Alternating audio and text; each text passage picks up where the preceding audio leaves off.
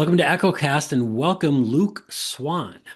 Luke is a product enablement specialist at Yuki, where he helps ensure that users understand digital products faster, use those products more efficiently, and adopt them independently. At Yuki, Luke focuses on building scalable product education and onboarding strategies. So that's what we'll talk about today, that improve user experience while supporting business growth. With a background spanning product training, learning experience design, and content development, which you'll find out from his fantastic sounding microphone here, Luke has held roles across product education and enablement functions in SaaS environments. Throughout his career, he's partnered closely with product teams, customer success leaders, and developers to design onboarding programs, e-learning modules, live product training, and UX-informed content solutions. So he's kind of a jack of all trades when it comes to sales enablement. His work consistently centers on translating complex software functionality, which, and you can imagine with accounting software, it can be complex, into clear, practical learning experiences that drive adoption and reduce support demand, which all of his colleagues in customer support thank him for. Luke's expertise includes product and customer enablement, user onboarding and feature adoption, learning experience design, UX-driven optimization, and cross-functional collaboration in agile settings. Position between product teams and end users, which is just a very unique and essential role. Luke serves as a strategic bridge, aligning all the technical innovation with that user understanding. So you get all that bridge that can sometimes be a long one, to increase satisfaction and measurable product impact. Welcome to EchoCast, Luke. Thank you, Jeff. Good to be here. Well, thanks for all the work that you're doing at Yuki. We're saying off air, Yuki has been with Echo Inc. now for a while, and it's been we love all of the use cases out there, but the work that Yuki is doing around not just software, but like I was saying, it's kind of making accounting interesting and achievable is really great. And so the role that you have is a great one too for this episode. Love to just kind of hear, just by way of introduction, just tell us a little bit about your role at Yuki and what product enablement looks like, kind of day to day for you. Yeah, so my job title, like how we call it internally, I think it comes more closely to like product trainer. For example, I'm standing in front of groups a lot of time. So groups, relatively small groups, 1 to 8 people, generally speaking. These will be users that haven't worked with Yuki before and will start working with Yuki, so I can explain to them how the software works pretty much. And if I'm not standing in front of a group, then I'm also spending time digitally, so especially around Echo Inc., to try and bring our knowledge, spread the knowledge throughout our group of partners, accountants, in digital ways as well, so through e-learnings and stuff like that. Yeah. How did you get into the field? Were you a product guy that realized that you had a teaching kind of vibe to you, or were you a trainer, a teacher-ish, that kind of got into tech and product? No, if we go way back, I initially started when I started studies, I was training to become a teacher actually, and then after half a year, I said, no, this is not for me, and then I wound up to a marketing role, and I was using a lot of internal product tools there, and at some point they asked me, hey, we need someone to teach how this tool works. Do you want to do it? And I was like, yeah, sure. So, and then I kind of rolled into the whole thing of becoming a trainer. I was writing manuals, that sort of stuff, and then I realized, oh, I want to do this all of my time because I wasn't able to do it my 100% of the time. And then I switched and I came to Yuki, and I can do exactly that. Yeah. That's cool. That's cool. How do you, one thing that I always admire folks in your role is, like I said in your intro, you kind of sit at that intersection between the product expertise and all the cool stuff that product can do, especially tech product, and then the end user, who a lot of times, isn't waking up in the morning thinking about software, right? And so they need to learn about all of the intricacies, kind of that have been developed. And you sit in the middle of that. How do you sort of import all of this smart stuff from the product side to the end user without like just dumbing it down? Yeah, I think a factor that makes it even more difficult for us is that the fact that I'm not an accountant myself. So there's a group of people coming in to my classroom, and I'm trying to tell them, oh, this is the accounting software that you need to use, but I don't know about accounting. So sometimes especially in the beginning, I really tended to go a bit too deep into details, and they're like, yeah, we already know this, we're accountants. But I think it comes down to finding a bit of a balance between um, you know between the difficult detailed developer language and going more into a language that they understand, which often kind of resonates either around accounting but also around what's in it for me, really, right? So I can explain something to them and they're like, oh yeah, that's a nice feature, but then I tell them, oh, if you do this, it's going to save you a lot of time in the future. And then you can see the light go on in their eyes thinking, hey, this is what I want, because time is money, right? Especially for accountants. Yeah, for sure. Well, and I mentioned you've been in this space for a while, and you've been at Yuki for a while, but you came from other places, came from Philips, long career there, and so it's not like when you got to Yuki, all of a sudden they were just like, all right, Luke, here's how we do onboarding, just execute. Mhm. You actually came in and you kind of revamped it and kind of developed the current approach for this kind of external kind of onboarding. What was the process like before you got there? And then what are some of the things that you've brought in now to really enhance that kind of product training and onboarding experience? Mhm. You're giving me a bit too much credit there, Jeff. I want to stress that there actually was already quite a strong onboarding program before I joined Yuki. Um, I think one of the strengths of the onboarding program at Yuki is that we really invest also in the growth of our partners. We call them partners, not clients, because we don't, it's not just transactional. We invest in them so that they can grow, so that we can grow. And this is a philosophy that has been in Yuki for a long time, even before I joined, where the idea is, the deal doesn't end the moment that the signature is put on paper, because the real partnership starts then. And I think that's the foundation that Yuki has been building on, and that I'm just adding on to ever since I joined Yuki. And for my focus has been really on, aside from participating in the face-to-face part of that onboarding, focused on how can we increase our digital presence in those first 3 to 6 months that a partner really starts working with Yuki. So that's a bit more my role in that. Yeah. Well, and that was actually going to be my next question. So you're teeing me up perfectly here. How do you balance? Because you do both the kind of in-person live training, but then also this healthy kind of digital training, which is how I think our paths ended up crossing with Echo. Mm. How do you balance the two? Like, how do you know how much to lean on one or the other to achieve the onboarding kind of goals that you're looking for? So I think the main focus point for us is really customer intimacy, I cannot say it right. Customer intimacy. So really, it's more than just providing all the materials they need and saying good luck. I think the personal touch of it, really them coming to our office and us telling them how the software works, but also starting a conversation is a really important part. And I think what really caught my eye there is that initially, like, before I joined, we had a digital training, but it was more of an aftermath. Like, oh, if you didn't really get what we were saying in the classroom training, you can also view the exact same training online. And I think for me, and this is still a transition that we're in, the focus should more be on how can we make sure that what we provide digitally really supports and builds on to what we do in the classroom, what we do when the accountants come to us. And so this means a little bit already getting to know the fundamentals, like the key terms, the most important functionalities, stuff that maybe they've seen before at the competitor, but also maybe they haven't.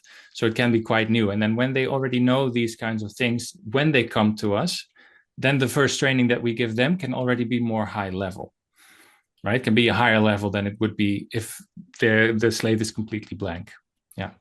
That's great. What about speaking of personalization, Mm. you're in an industry that with accounting and it's very regulated. And so they're actually, while the style of learning may be personalized, the actual kind of comprehension and execution of what people are learning, there's very little room for a lot of, like personal liberties and kind of, creative expression, if you will. Mm. How do you though account for overall personalization in the learning experience? And do you find that is it easier to deliver? So kind of a two-part question, I guess. What role does personalization play in the training? And then do you find that the digital or the live environments um, enable personalization better or not? Or can you get it done in both environments, or is one maybe a little bit more built to accommodate that need for personalization? Yeah, I think the personalization is way easier in the digital part of the training, especially because you can provide different types of resources. You can provide a video or just a technical text, or you can work with imagery and visuals and stuff like that, or you can have someone read or listen or watch. And I think if it comes to a group setting, it's already a bit more difficult because you cannot tailor it to one person, because you really have to tailor it to the entire group. So I think in terms of personalization, the biggest steps we can take are in the digital training. Yeah. hmm And then, I know in addition to the many things that you do, you're also actually designing content, the actual training content. How early on in the content development stage are you thinking about, okay, how this might be able to be augmented or shaped differently or delivered differently to again kind of attend to those personalization things? Or do you find that as you get into it, you know personalization opportunities or demands, they kind of emerge with a certain cohort, and then are you adjusting as you go, or are you really kind of thinking about the kind of the modularity of the content at the very outset of the content development? Mm.